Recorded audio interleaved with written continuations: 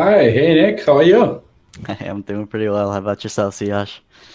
I'm doing good. The weather is awesome. I'm just enjoying the California weather. How about you? What are you up to this weekend? Oof. Well, honestly, right now, 2 days in a row without rain makes me pretty happy. This weekend was supposed to be fun bunch of fun hikes with my dog, but it has rained pretty much nonstop for the past week before that in Austin. So that pretty much turned everything into a mud pit. Oh, okay, okay. Well, I'm glad that you didn't have rain this weekend, which is good. I decided to take a quick hike this weekend, and it was all in redwoods. There's a place called Muirwoods right next to San Francisco City, and me and my wife just love that place. So it was a good 7 mile hike, and the next day I just rested on Sunday, so it was awesome. 7 miles a lot. Well, we used to do a lot more, but I think this is a good start. I'm just getting back into it after everyone is vaccinated and it's okay in most places. Especially when you're hiking, you don't want to have your mask all the way Outdoors. up, right? So Mhm. yeah, so I think things are getting back to normal here. So I really enjoy that. Yeah, folks who are listening to us, if you did something fun this weekend, please type it in the comment box and the chat box. We would love to know more about you. Yeah, that give us some good recommendations on places to see beautiful redwoods or something, right? I know. I Yeah. mean, I've been to Big Sur, right, which is up there, a little bit south of San Francisco, and it's just absolutely gorgeous. Like we were at this park where there was redwoods basically right off the beach, so you could walk in from the beach, and in maybe less than a mile, you were in a redwood forest, and it was just gorgeous. Yeah, yeah. I think I don't know if you're talking about Big Basin, but that thing got Might be. burned down due to Oh fire. Yeah, no! it's not very close to Big Sur, but Big Sur is beautiful. It's on Highway It One, is. and I love that drive too. Yeah, I have a cousin who basically drove from LA, and kind of went to San Diego and then came back to San Francisco and stuff like that, just to enjoy the drive. And Yeah, yeah, it's an amazing drive. Yeah. it is. It is. All right. Let's get started with our meetup. Welcome, everyone, to the Future of Data Meetup. I'm Suyash Ramneni, a senior solutions engineer at Cloudera. I've been here about 7 years now, and I love my job. Basically, I help customers solve complex business problems with Cloudera software. I love hiking, and that's why I went back. My favorite place actually is Muirwoods, so I love hiking, and I hope uh, after this lockdown and pandemic, people get back and hiking, walking, exercise because I really grew up. If you can see me, it's really bubbling up right here. Anyway, today we are here to discuss how to build machine learning models using Cloudera machine learning, right? So Nick is going to talk about deploying a model in the context of a real world use case, taking into consideration a auto manufacturer, and he's going to demonstrate how we can deploy a model, build a model, deploy a model, etc., using Cloudera machine learning. This video is being live streamed across multiple social media platforms such as LinkedIn, YouTube. You have chat boxes with the live stream, so we encourage you to ask a lot of questions. These questions will be monitored and answered at the end of the presentation. So anything comes to your mind, feel free to put it in the chat, and we can take a look at it then and make sure that all of them get answered.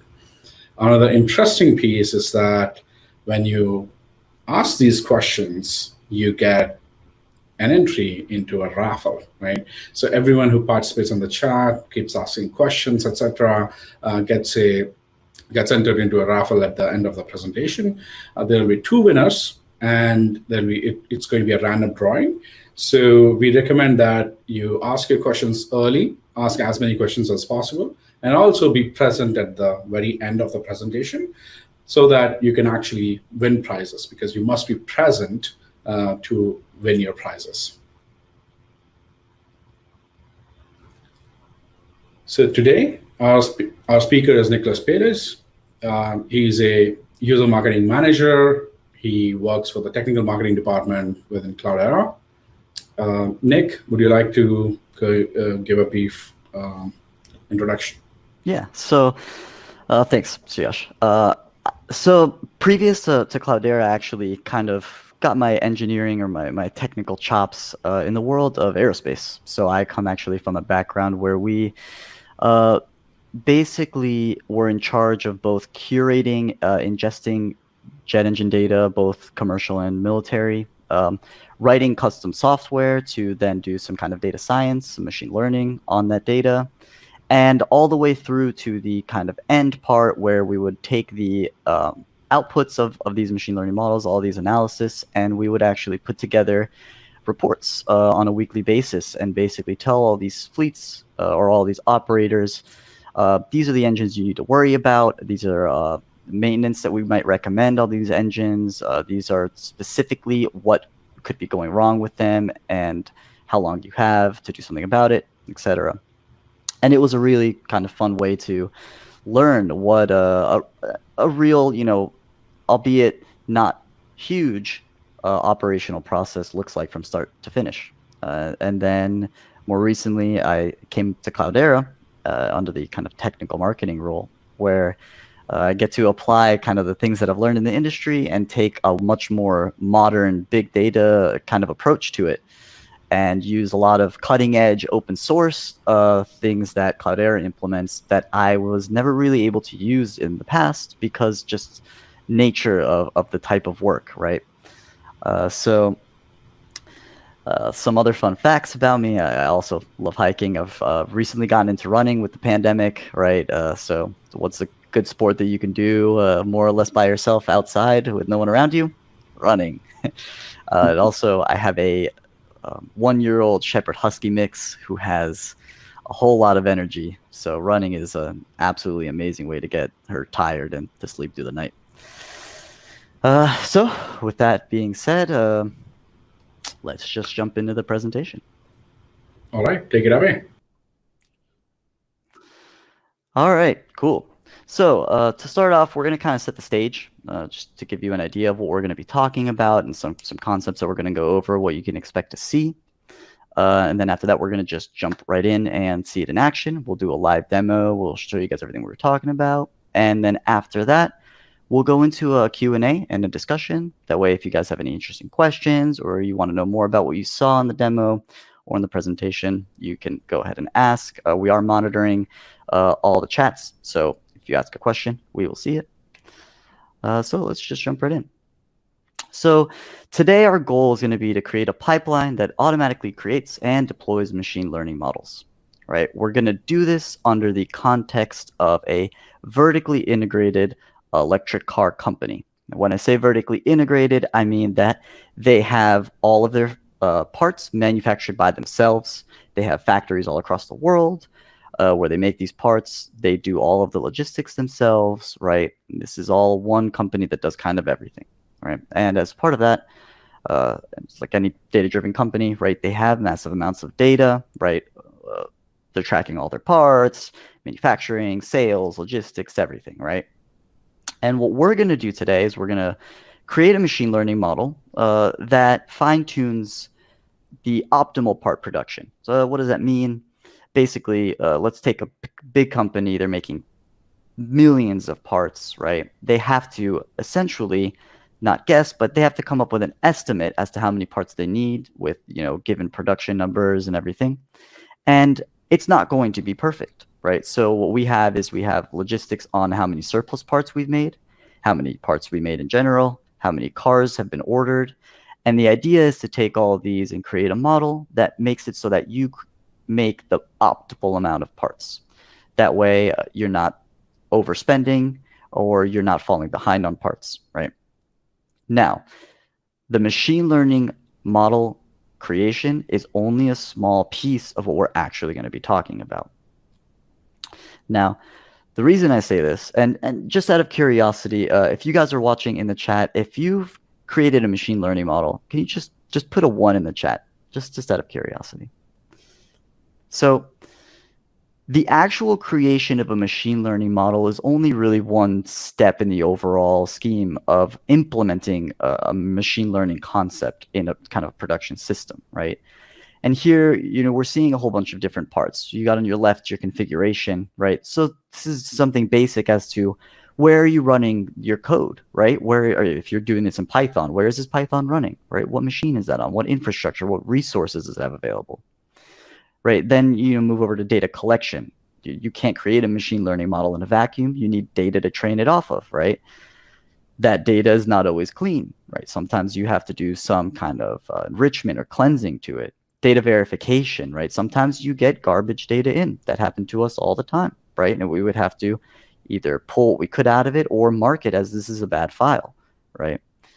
Feature extraction, if you need to, make some complicated features based on other things, you may need to do some pre-processing steps, right? And then over to the right side, you've got serving infrastructure. Once you have your machine learning model, how do other things interact with it, right? How do other programs actually ask your model for a prediction? And then you've got monitoring. How do you know that your machine learning models are still functioning, right? How do you know that what you're getting out of them is correct? So this is kind of what we want to talk about today is not just how do you create a machine learning model, but rather all the operations that go around making that model actually useful in a production environment.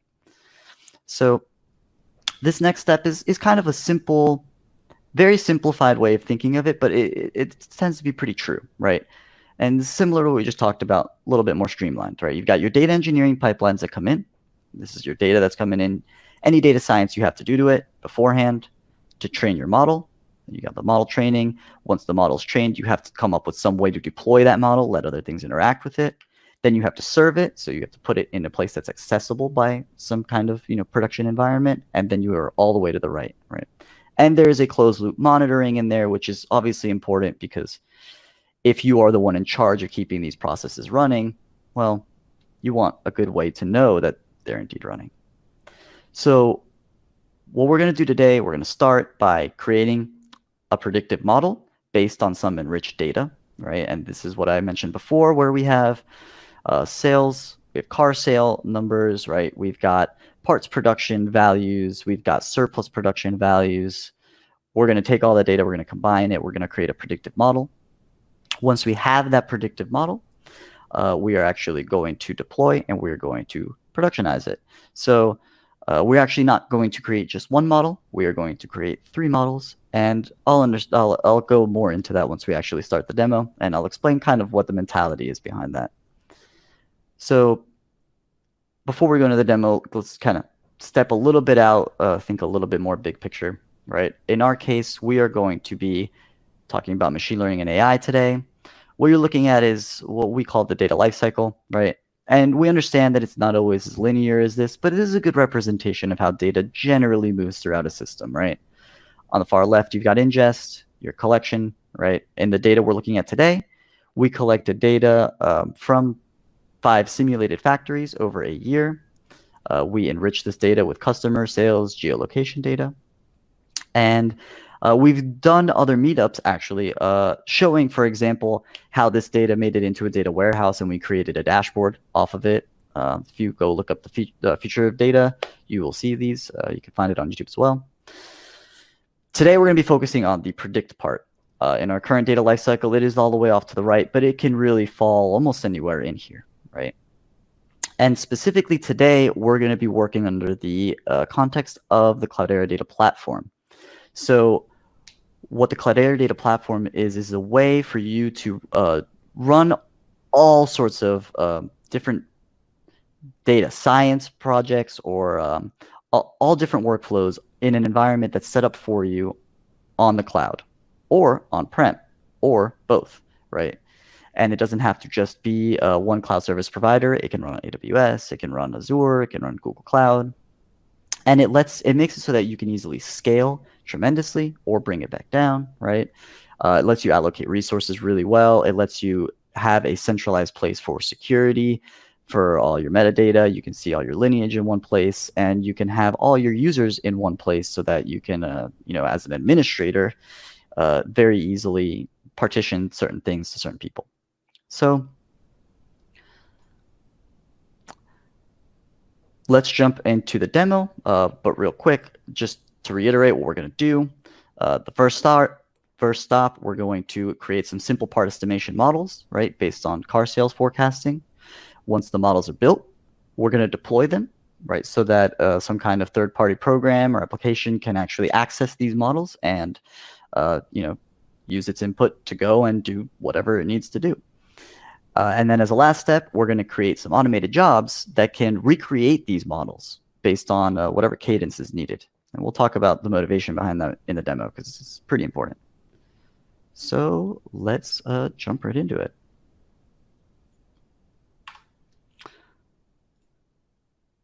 All right, let me go home real quick. Hopefully everyone can see my screen. All right, so what you're looking at here is the landing page of CDP, in this case, public cloud, all right? What you're looking at are all of our different experiences. In general, they cover the topic that you see listed. So for example, data engineering has a place where you can spool up a bunch of Spark jobs, and you can do a whole bunch of resource management in order to make sure that your data engineering pipelines are working correctly and you can monitor them there. We've got data warehousing solutions where you can, spool up a Hive or an Impala data warehouse and bring all your data in there. You can, query it easily there and stuff. We've got operational database. We've got our data flow. Today, though, we are going to be focusing on machine learning. So we are going to go into the machine learning experience. First thing you're going to notice is that we have this one, what we call a workspace.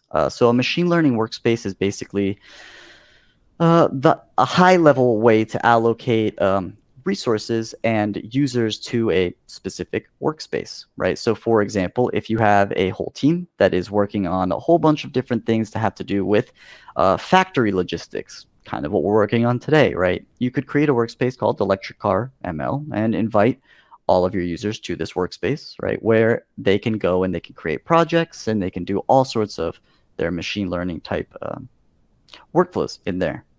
So we spooled one up named Electric Car ML, and we are going to go into it. And you'll see that once we go into our machine learning workspace, we have two projects that have already been created. We have a sales forecasting project, and we have a part production modeling project. These are both created by me, and right now I'm the only one in them, but the neat thing is that you can go ahead and you can bring collaborators in or out. You can control what permissions they have. So for example, you have somebody newer on a project that you want to give them experience. They want to go look through it. You can invite them to the project, but you can make sure that they can only view things, right? They can't actually edit any of the files. They can run them. They can play in, the workbench, but they can't actually ruin anything that you might have set up for production. On the contrary, let's say that you were bringing in someone that's very experienced or someone that really is there to help you out. You could give them all the privileges that they need in order to go ahead and, go crazy, do whatever they need to do. Today, we're going to go into part production modeling. And you'll see that upon entering a project, right, you are greeted with an overview. Now, an overview tells you basically what has been assigned to this project or what exists within this project. So on the left-hand side, you can kind of see all the different abilities for Cloudera machine learning. You've got sessions, experiments, models, jobs, applications, files, collaborators. We're going to be going over a few of them today, and I'll kind of explain as we're going through it. But first, let's go look at the overview, what files we have in here, and we'll just talk through it before we actually jump into the session. So the first thing you'll see, we have a bunch of files. These pickle files are models that we just have saved from running this an hour or two ago. We're going to recreate those anyways. The real thing that I want to show first is this README. So much like GitHub or a lot of the popular code hosting websites, what it will do is this will auto-populate with anything that you have written in your readme.md file, right?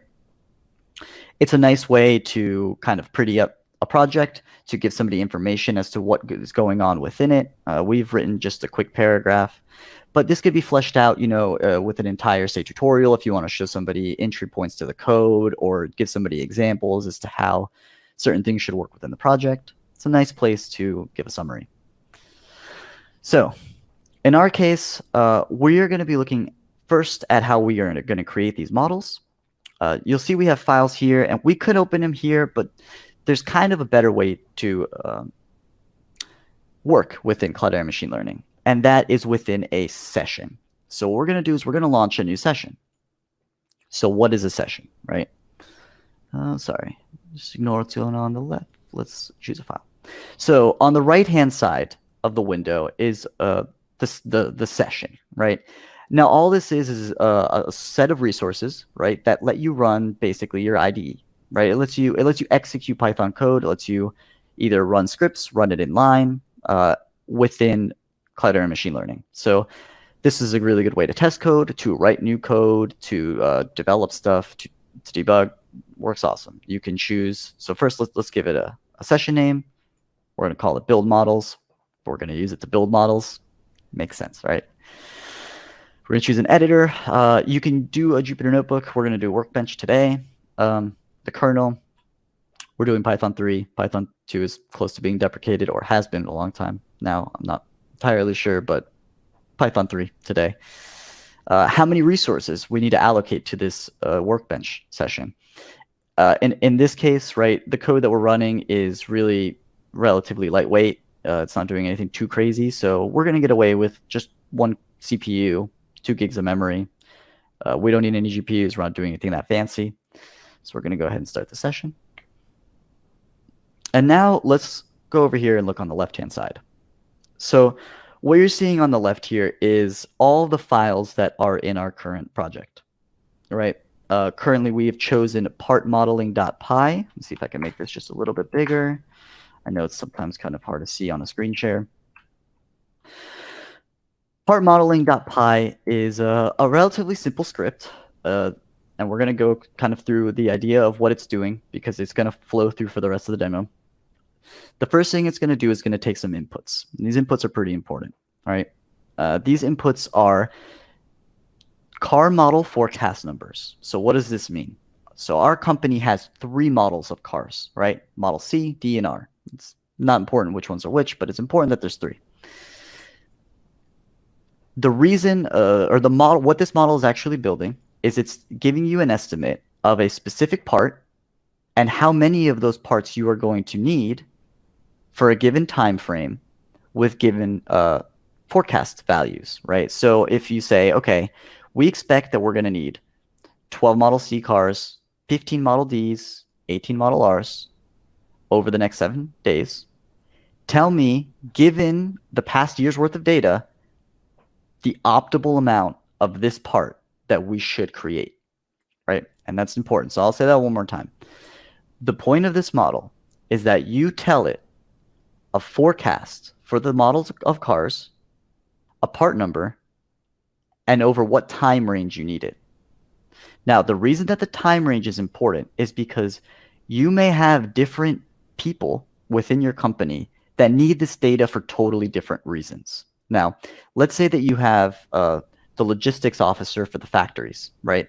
And he's trying to figure out on a weekly basis what kind of uptime he needs on his specific machines, right? Because this is maintenance is very expensive, right? And he needs to know if this machine goes down, do I need X number of parts, or can I get away with maybe a day or 2 of downtime in order to not pay a huge fine, or in order to pay a huge amount of money to get somebody in a 24-hour emergency fix, right? So they may care on a weekly basis, whereas you may have users say, on the accounting side that say, listen, we don't need to know on a weekly basis how many parts you're making. We budget monthly or quarterly, right? So we're not so concerned about today, but we want to know over the next month how many of this most expensive part are you going to need, because we need to allocate a budget for that in case we go over, right? So the point being that you need to always think about who is using these machine learning models, right? Because the use could be totally different. So we've built in a way to create different models for different people with just one change of an input parameter. So once we've got those inputs in, the rest of the code does your very, tried and true machine learning workflow, we'll say, right? We collect the data, we split it off into a test and a train set. In this case, we're using XGBoost. If you've done a lot of machine learning, it's a super popular library. In this case, we're using the linear regression model, so it's relatively simple. And once we have the model created, right, we do a little bit of validation. We just make a plot showing the feature importance. It's kind of cool just to see. In this case, we really don't have many features, but if you have a model that's got a lot of features, it is really interesting to see which ones, skewing your model the most. We calculate some error, right? We return the final prediction, and then the most important part at the end, we save the model to a pickle file, right? Now, this is important because we're going to want to reference that model again, right? This is not just a one and done kind of thing. So first, let's actually create a model, right? So this code is set up. It's got default input values already in here. So all we have to do is hit this play button. And what this will do is it'll take all the code on the left and it'll run it in our session to the right. So you'll see it going live. It's a little fast for better or worse, but we can scroll back through it and see what the results look like. All right, so we've got input parameter handling, right? We've done the forecasting. We created our training data set. Then we created a regression model, right? We validated the model, plotted the features, came out with the root, error 22. Really, if we should do it a percentage of that to kind of get a better feel for it. But 22 parts out of almost 600. It's not great, but it's also not that bad. Again, we're not focused so much on the actual model itself, but rather what happens now. So we've got a prediction. We have a model, right? That's great for me if I were doing this one time in my room and no one else needed these results, right? But that's not the truth. That's not what usually happens in a production environment. So now we've got this pickle file that was just a model that we want to be able to share with other people, right? Other parts of our organization, other third-party applications that might need it. So now let's go back to our project. Now over here on the left-hand side, you can see there's a tab that says models. We're going to go into these models. Say this project has no models yet, so we're going to make a new one. All right. So in this case, let's make the model for part prediction. Zoom this in a little bit so you can see it better. 7 days. Right, and we'll just say this is the weekly prediction for prediction model. We're actually going to disable authentication just to make it a little bit faster. We're not actually deploying this to a live place, so it's okay. We are going to select model wrapper.py. So model wrapper.py is a very simple Python script. It's like 10 lines long. It just takes input arguments and passes it off to our pickle file and then returns the answer. So it's asking, okay, we're going to run this Python file, and then we need to know a function within that file to run. So within model wrapper.py, the function that actually does the passing of the variables is called predict function. It then asks us to put an example input. It's not required, but I highly recommend it. This will help just any person that wants to know how to execute your model, right? So I've got an example here, right? We're just going to give it some example input arguments here. An example output, in this case, it's really just one number. So ideally, we put something there. For now, we're going to leave it blank. The kernel's Python 3. We're not going to leave a comment for this build. Here's an interesting part. You can actually allocate the amount of resources that you may need for this model. In our case, again, not a hefty model. We're going to be just fine with 1 CPU, 2 gigs of memory. But in case you have a very, very heavy model that does a lot of it just needs a lot of resources, you can tweak it here, right? Or if you have something like a recurrent neural network or something that requires a lot of GPU cores, you can also do that. You can set environment variables, the amount of replicas. For now, this is fine. We're going to deploy the model. We're just going to give it a second. All right, so now it started deploying the model. So you can actually, it's kind of fun, go into this model now.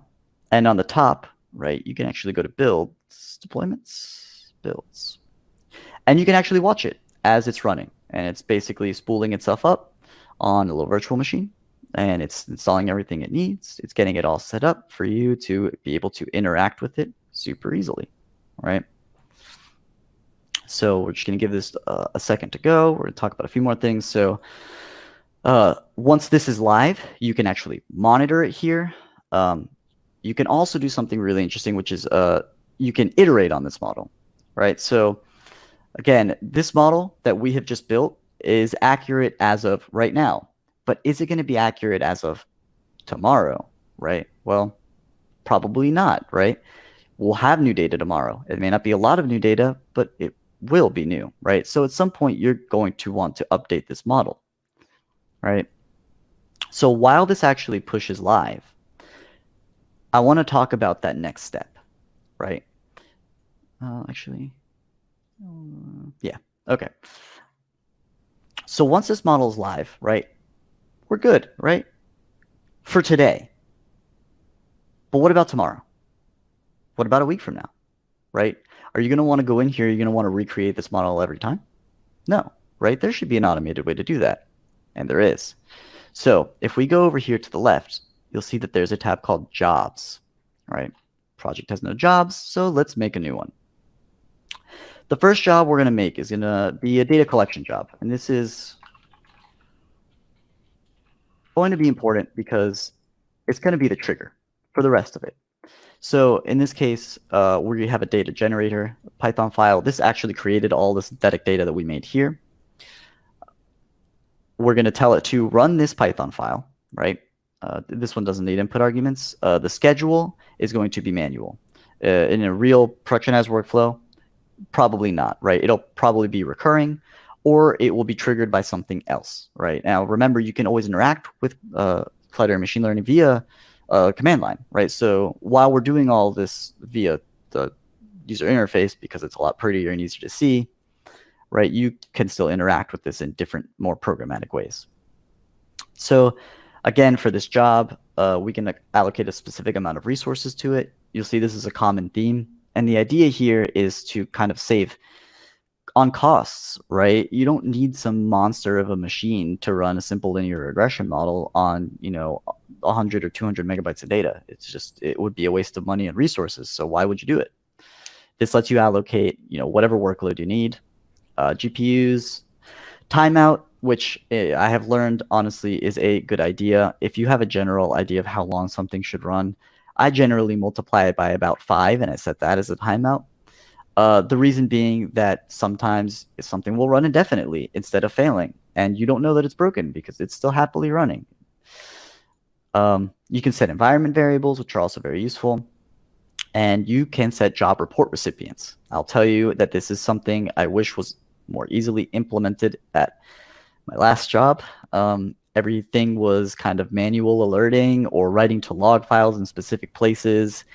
And it was not always immediately obvious what failed or when or why.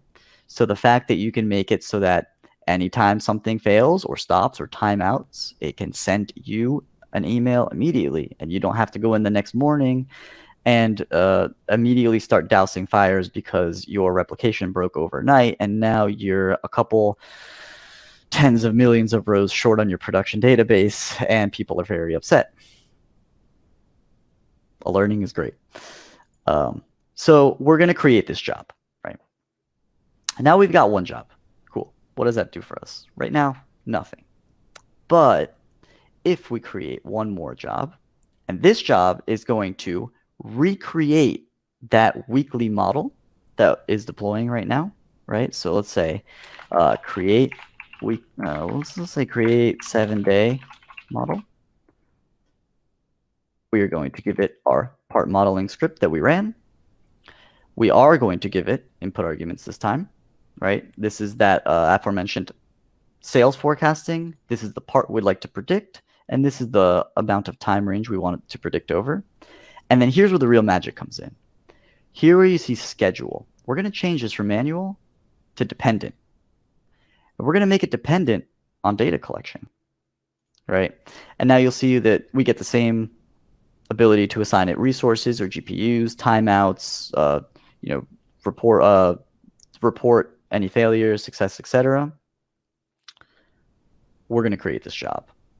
Now you'll see that create 7-day model is dependent on data collection, right?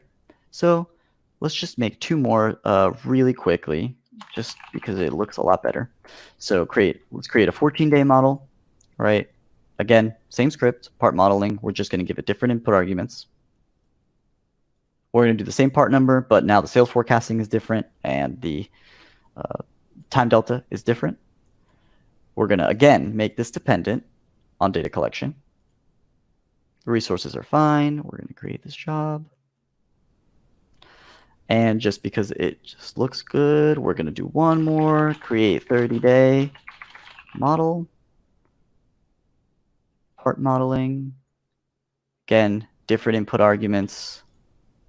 The schedule is going to be dependent, again, on data collection. We are going to create this job. Okay, so here is where the cool magic begins. So since now create 7-day, 14-day, and 30-day models are dependent on your data collection, right? And you could even put a data enrichment step between this if you'd like, right? What we're going to do is we're going to run the data collection, right? We're just going to go for it. And it's going to start scheduling, allocating the resources and everything it needs to do in order to run this code, right?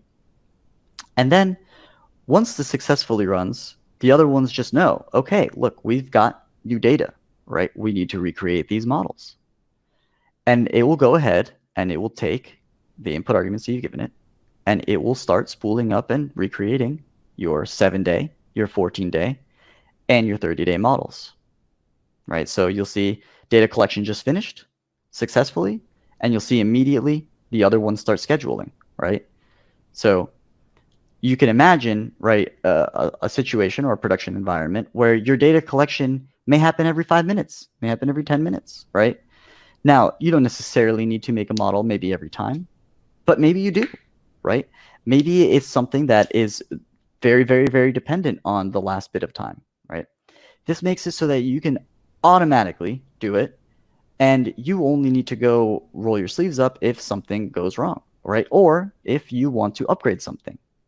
So let's go real quick and let's go back and look at our deployed model. So you see we have part prediction 7 days. This is what it looks like now that we've got a model actually out there, right? It gives you an example on how you would actually interact with this model. So this curl command right here, if you have the proper privileges and permissions, you could run it and you can actually ping against this model, and we can actually test it right here, right? So we have sent successfully to this model a request for up this part over 7 days with this part forecasting, and we have returned that we need to make 591 parts, right? And thanks to setting up the jobs the way we set them up, if new data comes in overnight, it will automatically kick it off. It'll create a new model. And then your data tomorrow, when you hit that model, is automatically up to date. So that's how you can kind of create a production ML pipeline, right? So not just the model, but rather the whole system using Cloudera machine learning. So that kind of sums up the demo. Let's see if we have any questions.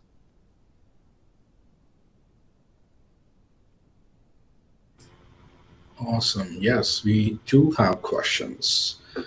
So Lohit Kumar from YouTube asks, what does model mapper has? I think he means what does model wrapper has? Oh, what is in model wrapper? Yeah. No, that makes perfect. That's a good question. I should have showed that. Um, George, if you could put my screen back into view, beautiful, good job. Thank you. Shout out to George. He does all of the background behind the scenes, scene shifting, and he is very on the ball. It's fantastic. So model wrapper is very simple. Check this out. There's a lot more comments than actual code in this. All model wrapper does is it takes input arguments, right? You see args, right? It takes any input arguments you pass it, and it just spins them into the data, we'll call it the format that the model is expecting, right? So when we created the model, we specified the certain features that should be pushed into it. All we're doing is taking the input arguments, putting the proper labels on it, putting it into a data frame, and feeding that data frame into the model so that it can predict the new forecasted part amount. I just want to remind everyone that if you ask a question, you get entered into a raffle, and there are two prizes. So keep thinking, ask more questions, and you'll be entered into a raffle. All right, I'll go to the next question. MC Cat asks from YouTube, how do you keep a model recent? I think this was kind of answered, but maybe you just want to review or based on the job scheduling that you talked about. Yeah, I mean, it's a good question. Yeah, and so the actual model exists as this pickle file, right? So we are overwriting this pickle file with the new latest and greatest model. You could do it different ways, right? You don't necessarily. So I guess it really depends on your situation, right? Because you can either take a whole new set of data and create a new model, right? You can add only a little bit of data and tweak the model, right? That kind of comes down to your specific implementation of machine learning, right? It's kind of hard to give just a general answer, right? All right, I'll move on to the next question from Jeff H. Cross from YouTube. Was it something in your code that generated the headings shown on the right? I believe he's maybe talking about the menu that came up on the top right when you opened a session. Jeff, if I'm wrong, please post another question or the clarification. We are happy to do a discussion around it. But as you asked, what was on how did the top right menu got generated? That is not part of the code, I believe. Nick, would you want to describe that? So I'll answer a few questions. If you're talking about these headings between the actual code that's being run, it just takes these comment blocks and makes them very pretty. So you'll see like save pickle file is really just this comment block. It's not even really technically a comment block. It's just comments. But yeah, it does apply some formatting, so you can make it look really good. As far as I'm not sure what other thing on the top right would be necessarily. But yeah, if you're talking about these headings, it is just from the code. It applies some pretty formatting to it. All right, I think I misunderstood that one. He just mentioned headings on the right, so you probably got it right, Nick. Yeah. Oh, okay, cool. Again, another reminder for everyone on YouTube, etc. Any questions, please feel free to put them in right now. Next question is from Lohit Kumar from YouTube. Is the session similar to run a Jupyter Notebook server? So he's talking about the sessions that you opened up earlier. Is it similar to a Jupyter Notebook? So yes, but I guess the benefit here is that Jupyter Notebooks is kind of limited to whatever environment it's being ran inside of, right? Whereas this session is malleable, right? So you can have a session that's got a really beefy set of resources, right? 20 GPU cores, 48 gigs of RAM, or so I guess 256 gigs of RAM. Let's go crazy, right? This is big data. Whereas Jupyter Notebooks, well, I guess you could do the same thing here, really. I think the difference between Jupyter notebooks in a work session is really that of preference, right? Because in this case, you could launch a Jupyter instance session with whatever resources you want as well, right? It's just kind of how you want to interact with it. All right. The next question is again from Lohit. Is this just for a machine learning engineer? So I'm assuming he's talking about, is Cloudera machine learning tool just for a ML engineer? That's a good question. The short answer is no, right? The short answer is that there's a ton that you can do in Cloudera machine learning, even that doesn't involve machine learning. But what I will say is that it is catered towards people that have machine learning style workloads, because we have other experiences. For example, let's say that you are much more focused on the data engineering side, right? You, instead of creating machine learning models all day, what you do is you run Spark jobs to transform data, right? And you have to do all this crazy complex data loading, and you have to make sure that you're not going to run out of memory, or that you need it to be super fast for some specific reason, and then that you need really good tolerance as far as something fails, it can retry a certain amount of times, right? We have an experience called Cloudera Data Engineering, and data engineering is more focused towards people that are running Spark jobs that are, heavy Spark jobs that are dependent on other ones, or that are a little bit more complicated of a data pipeline, right? And then someone like, say, someone that does heavy machine learning might take the results of that data engineering effort, bring it into CML, or just query straight out of, say, a data warehouse from CML, and create their models here, where it's easier to deploy them. It's easier to create like external facing models here. You can actually even host applications in Cloudera machine learning. So we in the past had created a lightweight React application that we actually hosted within CML that interacted with our operational database, right?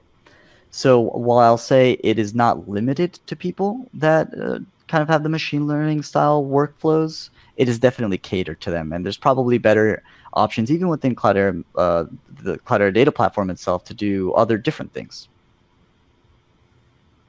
Thanks, Nick. So I'm glad that we have another new question. So thank you for for asking questions while we were going through the questions. Another reminder for anyone who's shy, just go ahead. If you have any questions, feel free to type it in the chat.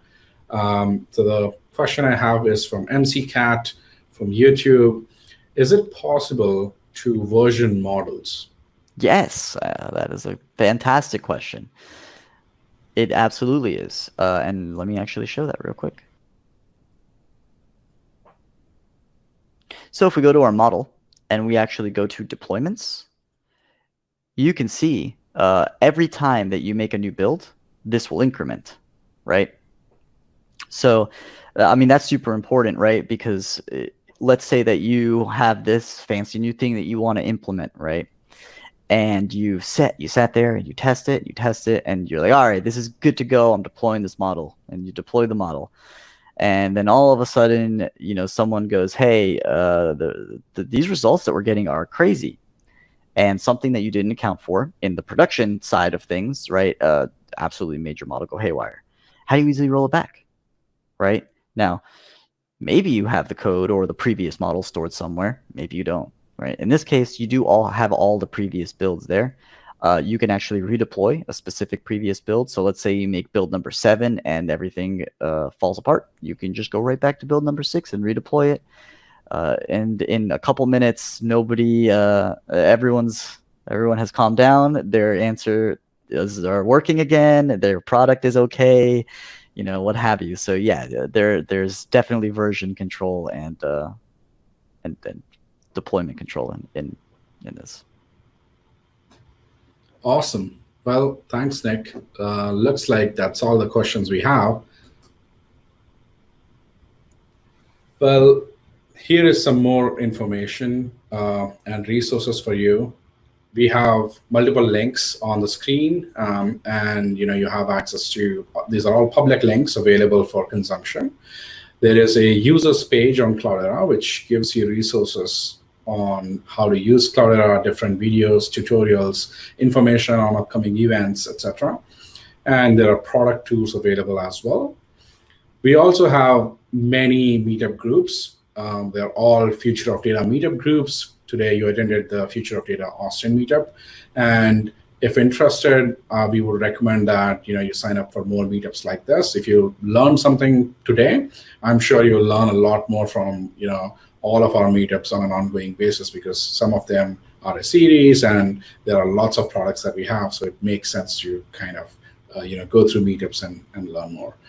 The next meetup is actually on Cloudera Data Platform on Azure. So this enables you to run a modern data platform on the cloud, be it so in this particular time, this is Azure for this meetup. This is going to be happening this Thursday on June 10th, and you can sign up for the event on meetup.com. Well, now it's the raffle time. So let's look at our participants and contestants and pick our first winner.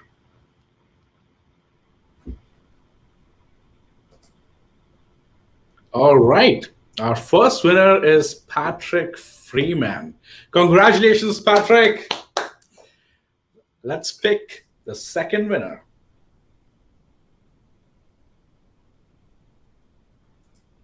All right, MC Cat, congratulations. That's awesome. We got 2 questions from MC Cat and Patrick. Thanks for joining. Thanks for your comments and participation. Appreciate it. Thanks for staying with us until the end, because you did good.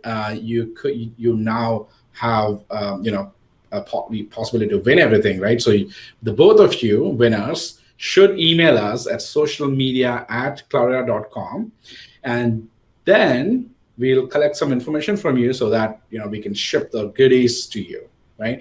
So remember, again, socialmedia@cloudera.com. To claim your prizes, you need to email us, and we'll ship the goodies to you. This concludes our meetup.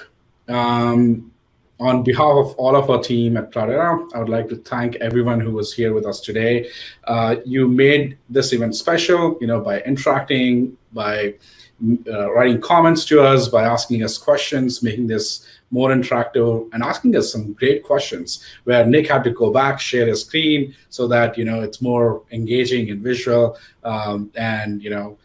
This was just a great session in that way. We look forward to seeing you again at many of our next Future of Data meetups. Again, thanks again for joining. Take care. Have a good day. Bye-bye.